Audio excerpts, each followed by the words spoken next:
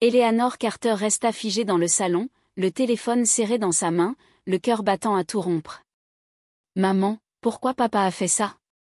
La voix innocente de Liam résonna dans la pièce, lui transperçant le cœur comme une lame. Sa question tomba comme un coup de tonnerre par ciel clair, assombrissant soudainement l'atmosphère autour d'elle. Sur l'écran du téléphone, une notification bancaire s'affichait, implacable, transaction réussie, retrait de $4000. Eleanor sentit comme un étau se refermer sur sa poitrine, l'air devenant irrespirable.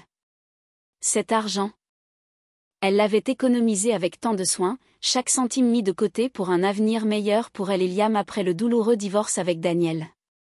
Elle avait cru qu'il pourrait recommencer à zéro. Désormais, il ne restait que le vide et la peur. Daniel. Son nom résonnait dans son esprit comme une malédiction, le traître en qui elle avait autrefois placé sa confiance. « Maman, ça ne va pas ?» Liam se tenait dans l'embrasure de la porte, ses grands yeux inquiets plantés dans les siens. En croisant le regard de son fils, Eleanor eut l'impression de vaciller au bord du gouffre, où tout risquait de s'effondrer d'un instant à l'autre. « Liam, va dans ta chambre, s'il te plaît. J'ai besoin d'un moment. » Elle tenta de garder sa voix stable, mais elle tremblait, comme une corde tendue sur le point de rompre. Une fois la porte refermée, Eleanor s'effondra sur le canapé, toujours le téléphone en main.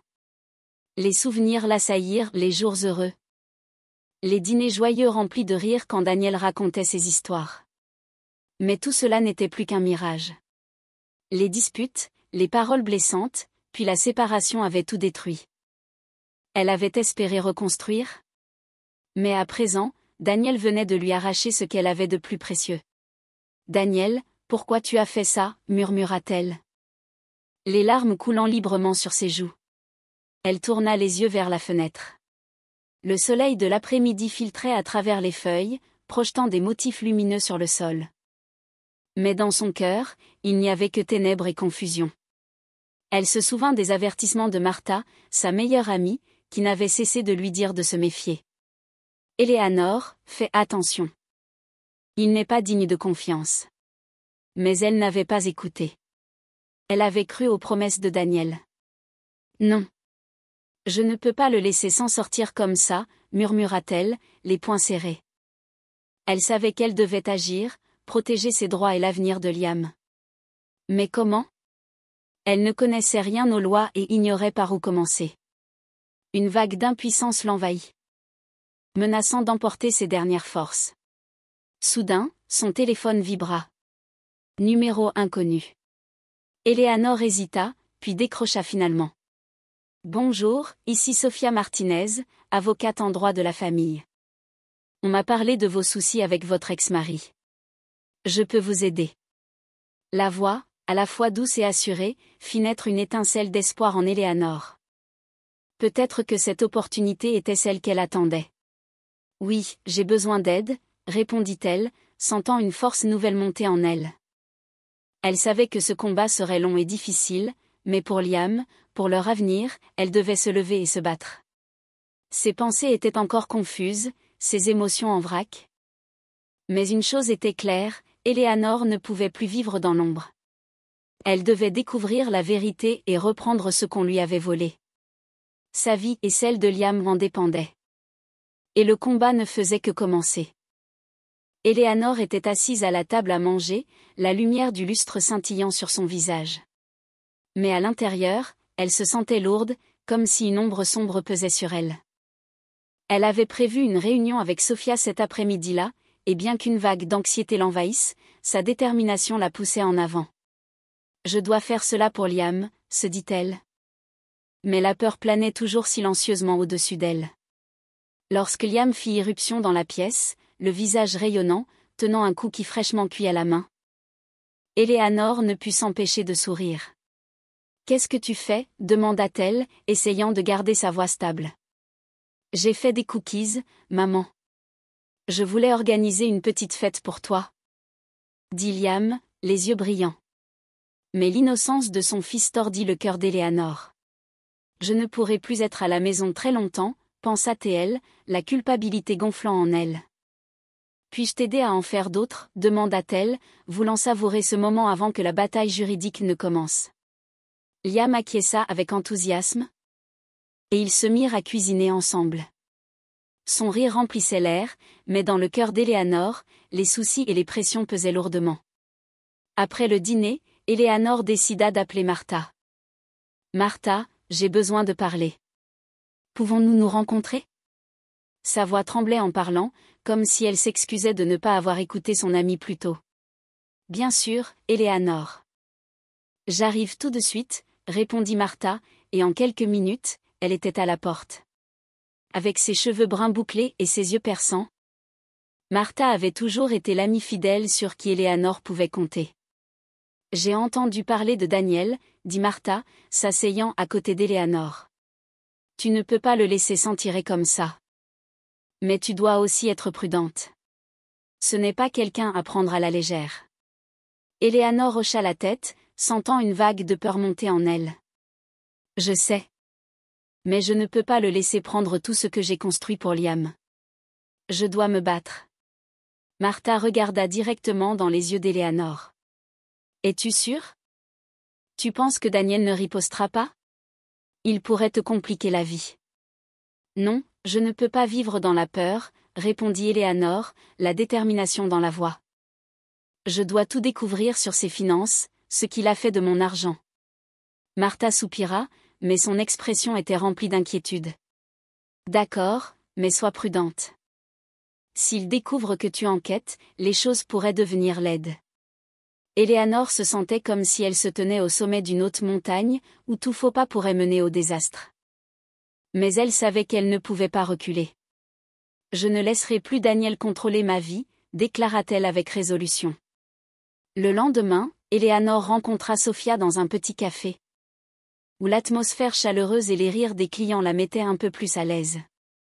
Sophia, avec ses cheveux courts et son allure professionnelle, était prête à aider Eleanor. « Nous devons examiner les finances de Daniel, » dit Sophia dès qu'elle s'assit. « S'il a retiré de l'argent de votre compte, il se peut qu'il y ait beaucoup plus que tu ne sais pas. » Eleanor acquiesça, sentant comme une tempête se former en elle.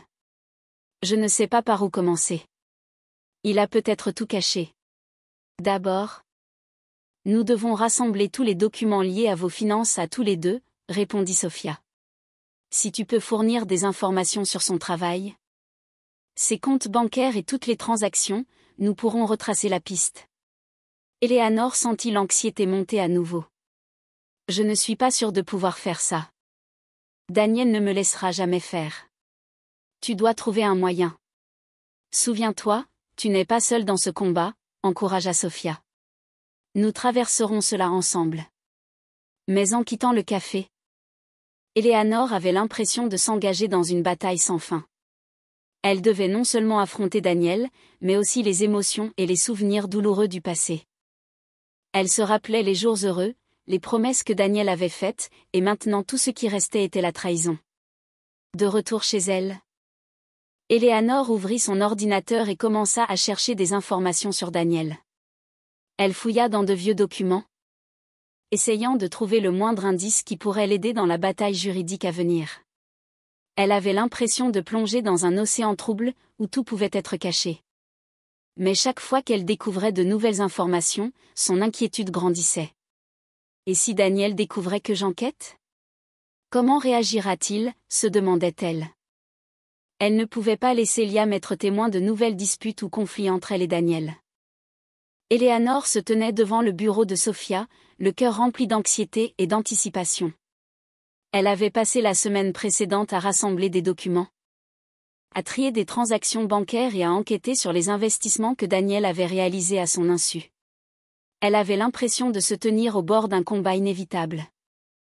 Aujourd'hui sera le jour de la décision, se dit-elle en prenant une profonde inspiration avant de pousser la porte et d'entrer.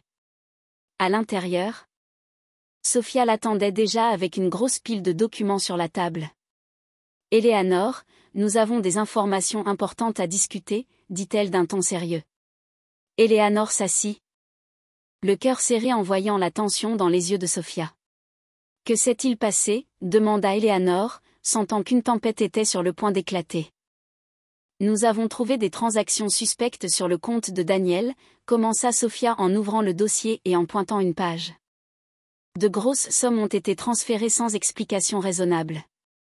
De plus, nous avons découvert qu'il a ouvert un autre compte bancaire dont tu n'étais pas au courant. Eleanor sentit un choc la traverser. Un autre compte?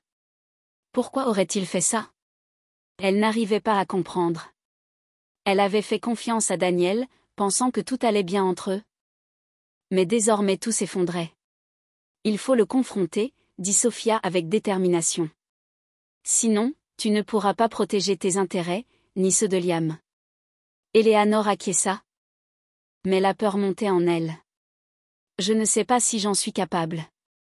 Il ne le prendra pas bien. Tu n'as pas le choix, insista Sophia. C'est ta seule chance de récupérer ce qui te revient. Eleanor avait l'impression de se tenir à une croisée des chemins, où chaque décision pouvait entraîner des conséquences imprévues. Elle pensa à Liam, à l'avenir de son fils.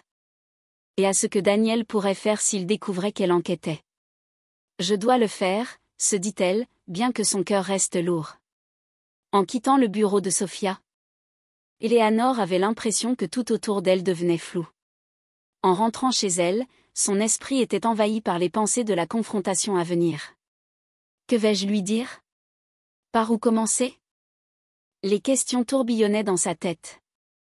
En arrivant à la maison, Liam jouait dans le salon, et son sourire était comme une lueur dans l'obscurité. Maman. Je peux faire quelque chose pour toi? Demanda-t-il, les yeux brillants. Eleanor se pencha et serra son fils très fort. Non, mon chéri, j'ai juste besoin que tu sois là avec moi. Elle ne voulait pas l'inquiéter, mais la peur de ce qui allait arriver l'empêchait de rester calme. Je ne laisserai pas Daniel te faire du mal, pensa-t-elle. La nuit tomba.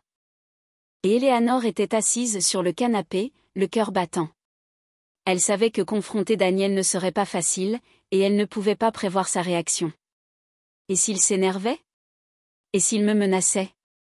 Moi ou Liam? Les pensées noires la hantaient. Finalement, son téléphone vibra. C'était un message de Daniel. Il faut qu'on parle ce soir. Quelque chose ne va pas. Un frisson la parcourut. C'est le moment, se dit-elle, déterminée à ne plus laisser Daniel contrôler sa vie. Quand la sonnette retentit, le cœur d'Eleanor s'emballa. Elle ouvrit la porte et vit Daniel. Son visage tendu et troublé. Eleanor, il faut qu'on parle, dit-il d'une voix grave. Oui, en effet, répondit-elle, tentant de garder une voix ferme. De ce que tu as fait. Daniel entra. Son regard perçant. Je ne vois pas de quoi tu parles. Je n'ai rien fait de mal.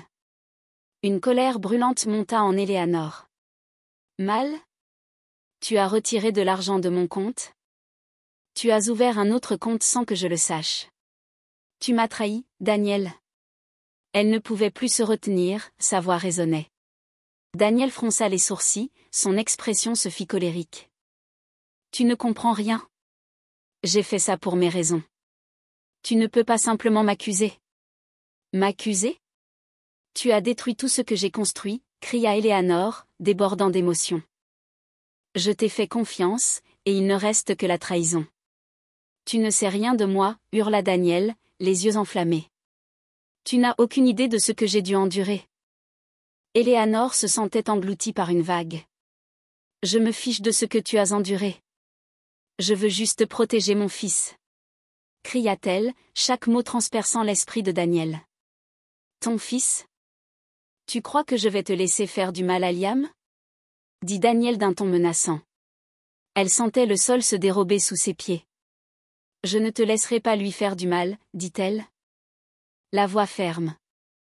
Je me battrai pour mes droits et pour ceux de Liam. Daniel ricana, mais une inquiétude traversa son regard. Tu crois pouvoir gagner contre moi? Je ne te laisserai pas faire. Eleanor avait l'impression que tout explosait autour d'elle. Tu ne me contrôleras plus. Je découvrirai la vérité.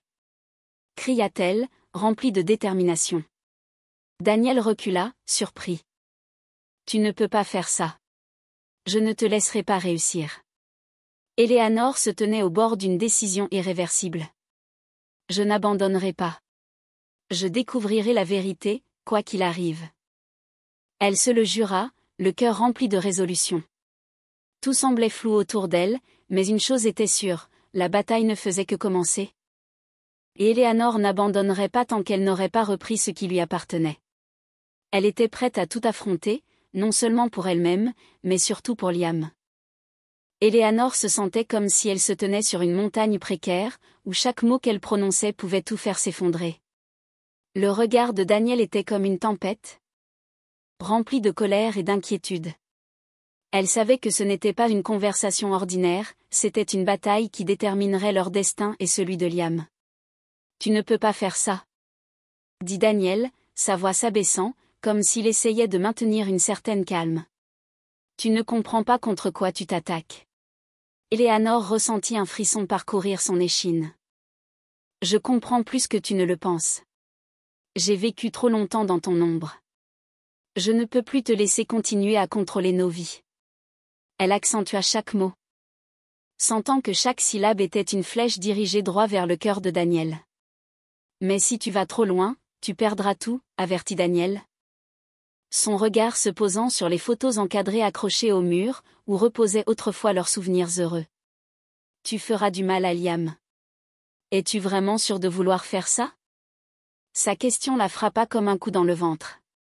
Éléanore sentit une vague de culpabilité monter en elle. « Je ne veux pas faire de mal à mon fils, » dit-elle, sa voix tremblante. Mais elle retrouva rapidement sa détermination. « Mais je ne peux pas non plus te laisser continuer à me tromper. Je dois protéger Liam de ce que tu pourrais faire. » Daniel fit un pas en avant. La distance entre eux semblait un gouffre. « Alors, que vas-tu faire ? Tu vas me dénoncer ? Tu crois vraiment que les gens te croiront plutôt que moi ? J'ai fait tellement de choses pour cette famille. » « Famille ? » Éléanore ricana, sentant un poids lourd sur sa poitrine. Une famille ne peut pas être construite sur des mensonges et de la tromperie. Je ne peux plus accepter ça.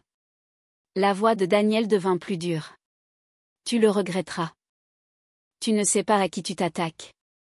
Il leva la main comme pour l'atteindre, mais Éléanore recula, se sentant face à un animal sauvage.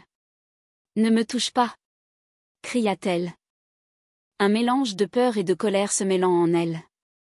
Je n'ai plus peur de toi.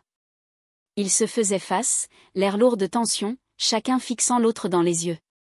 À cet instant, Éléanore aperçut la peur, l'insécurité, et même le désespoir dans le regard de Daniel. Mais elle y vit aussi autre chose, son orgueil et sa détermination à ne pas abandonner. Tu pourrais gagner cette bataille, mais tu perdras ce qui compte le plus, dit Daniel, sa voix semblant résonner comme une prophétie menaçante. Je ne te laisserai pas partir aussi facilement. Éléanore frissonna. Je ne te laisserai pas blesser mon fils. Je découvrirai la vérité, quoi qu'il arrive. Elle se le jura à elle-même, le cœur débordant de détermination. Mais à ce moment précis, une question surgit dans son esprit, la vérité vaut-elle vraiment la peine si cela signifie que mon fils doit souffrir ? Elle se sentait comme si elle se trouvait à un carrefour, où chaque décision pourrait changer leur vie pour toujours. Daniel la regarda, ses yeux un abîme profond, renfermant des secrets qu'elle n'avait jamais voulu découvrir. Tu penses vraiment pouvoir faire ça seule ? Tu n'as personne à tes côtés. Éléanore sentit tout autour d'elle s'effondrer. J'ai Sophia. J'ai des amis. Je ne suis pas seule. Elle répondit. Mais au fond d'elle, l'anxiété commença à monter. Est-ce suffisant ? Alors, voyons ce qui va se passer, dit Daniel, son ton défiant. Je ne vais pas abandonner facilement. Tu verras. Éléanore se sentait comme si un raz de marée s'abattait sur elle, mais elle savait aussi qu'elle ne pouvait pas reculer. Je n'abandonnerai pas, dit-elle, sa voix résolue. Je me battrai pour Liam et pour moi-même. Alors que Daniel se tournait pour sortir, Éléanore sentit une partie d'elle se briser. Ai-je fait le bon choix ? Ai-je la force d'affronter ce qui vient ?